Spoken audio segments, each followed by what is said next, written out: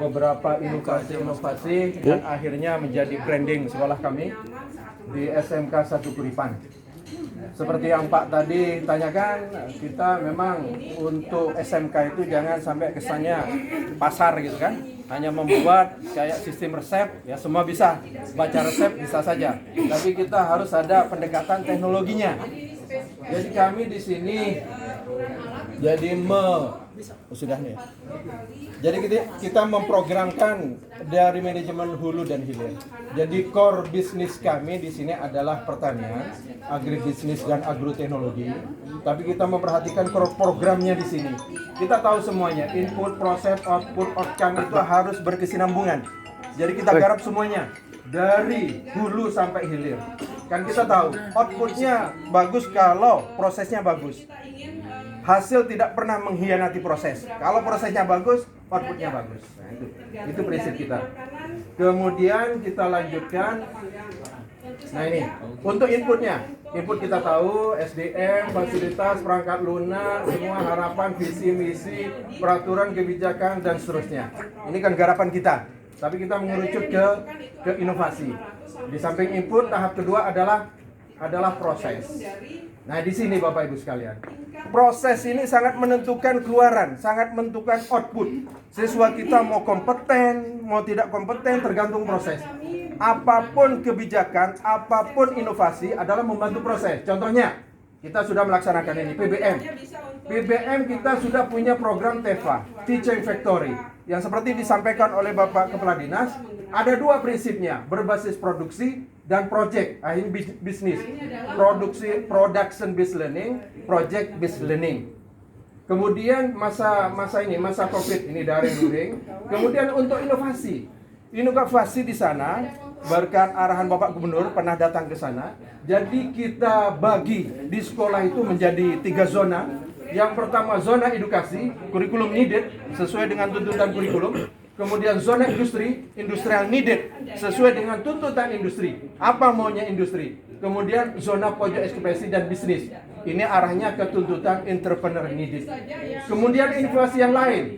Kami di sana untuk SMK 1 Kuripan. Jadi brandingnya di sana SMK Manjur. Jadi SMK Manager dan Entrepreneur. Jadi itu. Jadi kita mendesain sesuai itu, semua jurusan harus menjadi manajer muda dan entrepreneur muda juga. Makanya kita singkat di sini SMK Manjur. Salah satu inovasi yang merupakan unggulan kami di sini Solar. Ini drip irrigation system, sistem irigasi tetes. Nah, ini kan kita tahu sebagai orang pertanian bahwa tidak semua tanaman itu harus dilabur, harus dibanyak airnya sesuai dengan kebutuhan tanaman.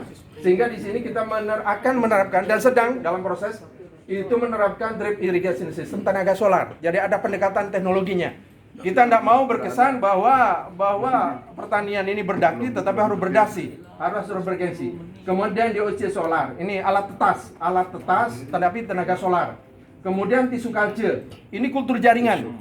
Pembiakan itu kalau okulasi, sambung, grafting itu sudah lumrah lah. Petani juga bisa. Tetapi kultur jaringan di sini kita kedepankan karena ada teknologinya. Kemudian produk olahan, ini APHP. Produk olahan dari nabati, dari hewani, dari ikan dan seterusnya.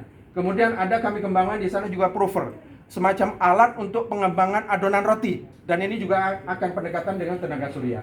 Kemudian di sini pendekatannya untuk networking partnership. Ini program unggulan kita juga, Sister School, Iduka, kemudian The Power of 4P juga. Ini kebijakan unggulan dari Bapak Kadis kita, profil penampilan, pelayanan, prestasi. Bahkan kami di sana sudah merintis ada Sister School dengan SMK 6 Surabaya untuk merintis SMK Blood. Jadi Badan Pelayanan Usaha Daerah. Kami sudah membentuk di sana, sedang menjalankan saja. Kemudian selanjutnya kita tahu Bapak Ibu sekalian, input, proses, arah kita adalah output. Tetapi tidak hanya output saja. Kalau hanya SMA mungkin output di sini kan, tetapi kita harus outcome. Ini bedanya dunia pendidikan dengan dunia industri. Kalau dunia pendidikan, analisa kelayakan aja ada BC ratio, benefit cost. Tetapi kalau perusahaan, RC ratio, return cost. Jadi di sini harus ada kemanfaatannya. Nah, output kita tahu, kalau hanya sekedar lulus cukup ijazah. Kalau mau kompeten harus sertifikat UKK. Tapi yang paling penting di sana adalah entrepreneurship. Ya, entrepreneur ini ada ininya, ada tahapannya Bapak Ibu sekalian. Employee, manager, owner, investor, entrepreneur. Employee ini kita desain di sana khusus peternakan. Kita coba anak kelas 1 100 ayam.